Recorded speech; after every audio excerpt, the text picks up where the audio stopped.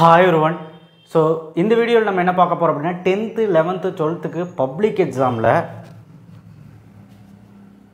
வேணுமா வேணாமா நான் மூணு கிளாஸ்க்குமே கேக்குறேன் 10th இருந்தா 500க்கு 500 11th 12th இருந்தா 600க்கு 600 வேணுமா வேணாமா it is a state first நம்ம தமிழ்நாடு பொறுத்த வரைக்கும் ரேங்கிங் பேஸ்ல தான் சொல்லுவாங்க என்னதான் வந்து நீ முன்னாடி நீ பின்னாடி எல்லாம் சொல்ல மாட்டாங்க முதல் மார்க் எடுக்கறவன நியூஸ்காரங்களா போய் பேட்டி எடுத்து அது மீடியாக்காரங்க போட்டு ஐ மீன் தமிழ்நாடு ஃபுல்லாவே தெரிய வைப்பாங்க 600 எடுத்த மாணவி ஒருத்தங்க நந்தினி அப்படினு சொல்லக்கூடிய மாணவி கூட ப்ராப்ளமா இருந்தாங்க அண்ட் ஆல்சோ ரொம்ப ஒரு முக்கியமான விஷயம் இங்க வந்து பாத்தீங்கன்னா 600க்கு 600 பத்தி தான் நிறைய பேசுனாங்க தவிர 598 97 96 95 90 80 அதே மாதிரி 10th ஸ்டாண்டர்ட்ல 500க்கு 500னா பேசுவாங்க 498 தான் முதல் மார்க்னா பேசுவாங்க முதல் மார்க் வந்தா மட்டும் தான் அத பத்தி பேசுவாங்க தவிர இரண்டாவது மார்க் வேணும்னா பேசுவாங்க தவிர மூணாவது நாலாவது மார்க் அஞ்சாவது மார்க் எதுவுமே பேச மாட்டாங்க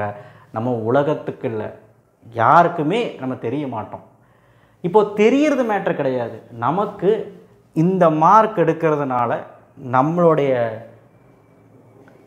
இது வந்து எப்படி மாறும் ஐ மீன் நம்மளுடைய வாழ்வாதாரம் அண்ட் வாழ்க்கை அந்த சூழ்நிலை ஃபியூச்சரோட படிப்பு அந்த படிப்போட ஃபினான்ஷியல் ஸோ இது எல்லாமே எப்படி மாறுங்கிறத ரொம்ப முக்கியம் இந்த 600க்கு 600 எடுக்க சொல்லி யாரையும் ப்ரெஷர் பண்ணல ஆனால் ஒரு சில விஷயங்கள் பண்ணால் எல்லாருனாலையும் 600 எடுக்க முடியும்னு நான் சொல்கிறேன் இது ப்ராமிஸாக முடியும் ஃபஸ்ட்டு நீங்கள் முடியும் நம்புங்க சார் முடியுமாங்க சார் அப்படின்லாம் நினைக்காதீங்க நீங்கள் முடியும் நம்புங்க கட்டாயமாக முடியும் சரிங்களா ஸோ அதனால் ஃபஸ்ட் ஆஃப் ஆல் நீங்கள் வந்து நம்புங்க யார் கிண்டல் பண்ணாலும் கேலி பண்ணாலும் 0 மார்க் இருந்தாலும் நான் வந்து 600க்கு 600 எடுப்பேன்னு சொல்லி நம்புங்க அப்போ ஜெயிக்க முடியும் ஃபஸ்ட்டு உங்களை நீங்கள் நம்புங்க ஃபஸ்ட்டு நம்ம என்ன பிளான் பார்ப்போம் முடியுதா இல்லையான்னு அப்புறம் பார்ப்போம் நீங்கள் எழுதுங்க ட்ரை பண்ணுங்கள் 600 மார்க் யாரோ சொல்கிற மாதிரி 600 மார்க் ட்ரை பண்ணால் தான் நான் 550 எடுக்க முடியும் 550ன்னு ட்ரை பண்ணால் 500 எடுக்க முடியும் பேசுவாங்களா அந்த மாதிரி ஸோ 10th ஸ்டாண்டர்ட் டெய்லி வந்து மேக்ஸ் வந்து 1 hour படிக்க சொல்லியிருக்கேன்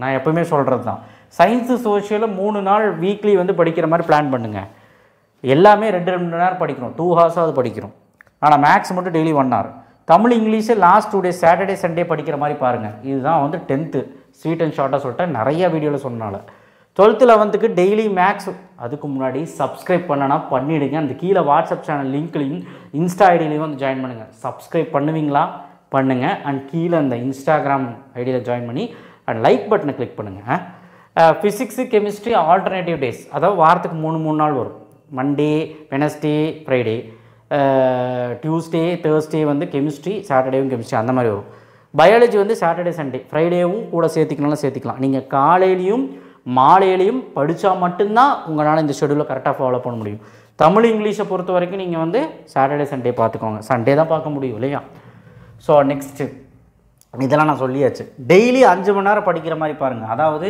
ஈவினிங் வந்து ஒரு 3 மணி நேரம் காலையில் ஒரு 2 மணி நேரம் ஆனால் ஒரு சில குழந்தைங்க ஈவினிங்கே 5 மணி நேரம் படிக்கிற குழந்தைங்களாம் இருக்காங்க பட் நீங்கள் அப்படியெல்லாம் படிக்க வேண்டாம் ஈவினிங் 3 மணி நேரம் காலையில் 2 மணி நேரம் அடுத்த சண்டே வந்து 7 மணி நேரம் படிக்கிற மாதிரி பாருங்கள் அதெல்லாம் எப்படின்னா morning 2 hour afternoon 2 hour evening 3 hour இதை கரெக்டாக ஃபாலோ பண்ணுவீங்களா இல்லையா ஃபாலோ பண்ணுவீங்களா ப்ராமிஸ் பண்ணுங்கள் ஓகே கண்டிப்பாக ப்ராமிஸ் பண்ணுங்கள் கமெண்ட் பாக்ஸில் ரிப்பீட்டட் டெஸ்ட்டு வந்து எவ்வளோ எழுதணுங்க சார் ஏன்னா ஒரு மாணவன் டெஸ்ட் எழுதும்போது தான் நிறைய வாட்டி ப்ராக்டிஸ் ஆவான் அப்போ தான் எக்ஸாம் ஃபியர் இருக்காது அங்கே போய் எழுதுறதுக்கும் கை நடுங்காது டைம் மேனேஜ்மெண்ட் கரெக்டாக இருக்கும் மிஸ்டேக்ஸ் பண்ண மாட்டேன் ப்ரெசன்டேஷன் நல்லாயிருக்கும் எல்லாமே நல்லாயிருக்கும் டெஸ்ட்டு தான் முக்கியம் டெஸ்ட்டு தான் ஃபஸ்ட்டு நீ எவ்வளோ பெரிய மார்க் எடுக்கணும் டெஸ்ட்டு தான் ஃபஸ்ட்டு டெஸ்ட் எழுதாமல் சும்மா கண்ணில் பார்த்துட்டு போனீங்கன்னா ஒன்றுமே நடக்காது டெஸ்ட் எழுதணும் ஸோ ஜனவரி பிப்ரவரி மேக்ஸ் டெஸ்ட்டு 6 எழுதுகிற மாதிரி பார்த்துக்க 11th 12th சொல்கிறேன் ஃபிசிக்ஸ் 5 எழுதணும் கெமிஸ்ட்ரி 5 எழுதணும் இது எல்லாமே ஃபுல் போர்ஷன் டெஸ்ட் இந்த அளவுக்கு நீ எழுதுகிற மாதிரி கெப்பாசிட்டி இருந்தால் தான் கட்டாயமாக நம்மளால் பெரிய லெவலில் அச்சீவ் பண்ண முடியும் உண்மையான விஷயங்க டெஸ்ட்டு தான் ரொம்ப முக்கியம் ஹாஃப் ஏலியில் try to get 500+ and 475+.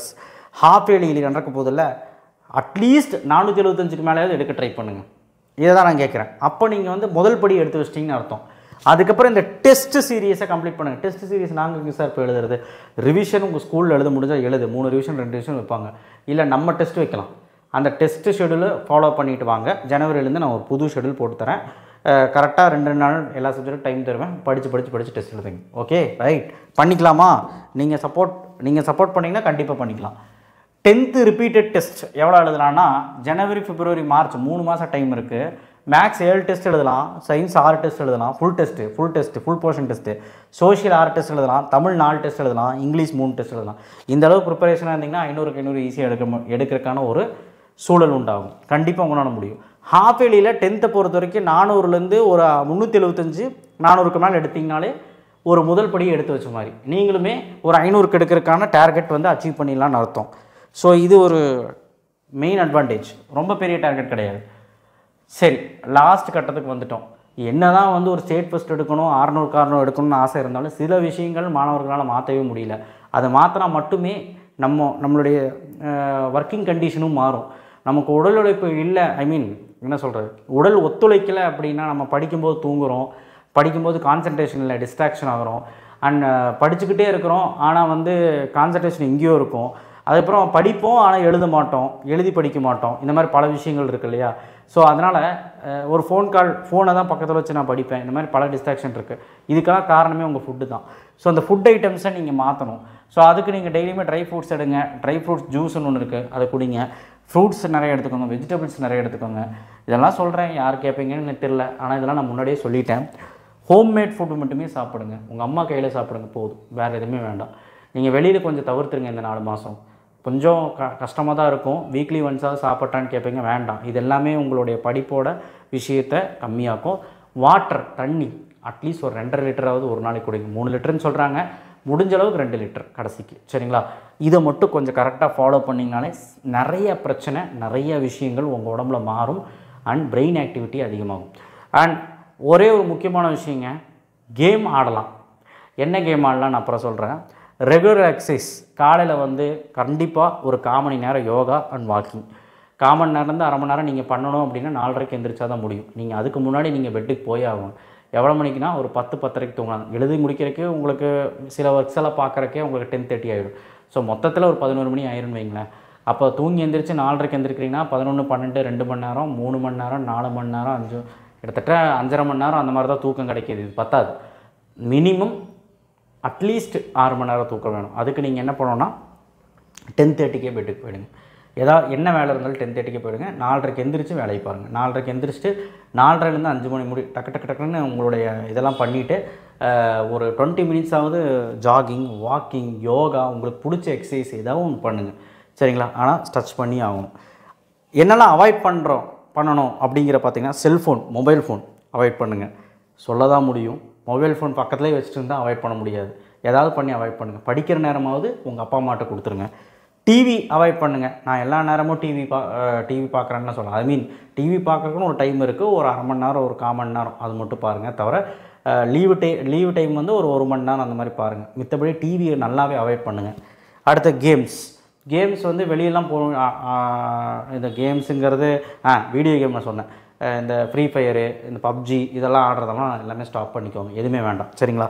So அதெல்லாம் அடிக்ஷன் தான். ஸோ அதெல்லாமே நீங்கள் அடிக்ட் ஆகிட்டிங்க அப்படின்னா கான்சன்ட்ரேஷன் போயிடும், படிக்க முடியாது. அடுத்து அவுட் சைட் கேமிங், இங்கே கிரிக்கெட் ஆட போகிறது, ஃபுட்பால் ஆட போகிறது, ஆடலாம், நல்லது தான் உடம்புக்கு. என்ன பண்ணுறது, இப்போ டைம் இல்லை. சண்டே மட்டும் வேணும்னா காலையில் ஒரு 2 மணி நேரம், 1 மணி நேரம், ஒரு 2.5 மணி நேரம் கிரிக்கெட்டோ இல்லை ஃபுட்பாலோ ஹாக்கியோ ஏதோ ஒன்று அவுட் சைட் கேம் விளையாடலாம். அது உடம்புக்கு நல்லது. அண்ட் ஆல்சோ உங்கள் மனசுக்கும் நல்லது. ஸ்ட்ரெஸ் ஆக மாட்டீங்க. ரீல்ஸ் பார்க்குறத அவாய்ட் பண்ணு தம்பி. ஃபஸ்ட்டு இன்ஸ்டாகிராமில் எடுத்திங்கனாலே ரீல்ஸ் தான். அந்த ரீல்ஸை ஃபஸ்ட்டு அவாய்ட் பண்ணுங்கள். ரீல்ஸ் ஒன்று பார்த்தாலே உங்களுக்கு தெரியும், 1 மணி நேரம் 2 மணி நேரம் போயிட்டே இருக்கும் ரீல்ஸ். உண்மையை சொல்லுங்கள், யாரெல்லாம் வந்து ரீல்ஸ் பார்க்குறீங்கன்னு. ரீல்ஸ் பார்க்குறது தப்பு இல்லை. ஒரு ரீல்ஸ் பார்த்தாலே டக்குன்னு அடுத்தடுத்த வீடியோக்கள் நம்ம பார்க்கணும் தானே தோணும். எப்படி 1 மணி நேரம் ஆயிரும். அதனால் ரீல்ஸ் பார்க்குறத தவிர்த்துருங்க. சோஷியல் மீடியாவில் தான் சார் நீங்கள் பேசிக்கிட்டு இருக்கீங்க, நீங்கள் பார்க்குற வீடியோவே அவாய்ட் பண்ண சொன்னீங்கன்னா எப்படி? எஜுகேஷன் கண்டென்ட் எதுவாக இருந்தாலும் உங்களுக்கு டவுட் கிளியர் பண்ணுற கண்டென்ட்டாக இருந்தால், நல்லது விஷயமா இருந்தால் பாருங்கள், தப்பு இல்லை. உங்களை டிஸ்ட்ராக்ட் பண்ணக்கூடிய விஷயங்கள், சாங்ஸ் கேட்கலாம், மனசுக்கு நிம்மதியாக இருக்கிறக்காக கேட்கலாம். அப்பப்போ கேட்காதீங்க. எப்பாவது அந்த டைம் ஒதுக்கி ஒரு அரை மணி நேரம், 1/4 மணி நேரம் கேளுங்க. படம் பார்க்குறது அவ்வளோ அவாய்ட் பண்ணிக்கோங்க. படமெல்லாம் வந்து பார்த்திங்கன்னா மாதத்துக்கு 1 நாள் 2 நாள் நீங்களே வந்து ஒரு புது படம் ரிலீஸ் ஆனால் போய் பாருங்கள். ஆனால் நம்மக்கிட்ட அவ்வளோ டைம் இல்லை, அதையும் புரிஞ்சுக்கோங்க. இந்த காலகட்டத்தில் பிடிச்சி படிச்சிட்டிங்கன்னா, இதை மட்டும் பிடிச்சிட்டிங்கன்னா கண்டிப்பாக நீங்கள் தான் சக்ஸஸ். நீங்கள் நினச்சது நடக்கும். 600க்கு 600ங்கிறது சக்ஸஸாக பண்ணிட்டீங்க அப்படின்னா கன்ஃபார்மாக சொல்கிறேன், result will be a massive for you. 575க்கு மேலே கண்டிப்பாக எடுக்கிறது யாருனாலையும் தடுக்க முடியாது. இதை நான் சொல்கிறது கேளுங்க, உண்மையான விஷயம். ஸோ இதை மட்டும் நீங்கள் நல்லா பாருங்கள். அண்ட் ரொம்ப முக்கியமான விஷயத்தை நான் இங்கே மறந்துட்டேன். ஸோ என்ன தான் ஃபுட் ஐட்டம்ஸ் அவாய்ட் பண்ணுங்கள், ரெகுலர் எக்ஸசைஸ் எல்லாமே சொல்லி கொடுத்தாலும், ஸோ எப்படி இதை கொண்டு போகலாம் அப்படின்னு கேட்கும்போது, எனக்கு காலையில் எந்திரிக்க முடியல அப்படிலாம் டிப்ஸ் கேட்டிங்க.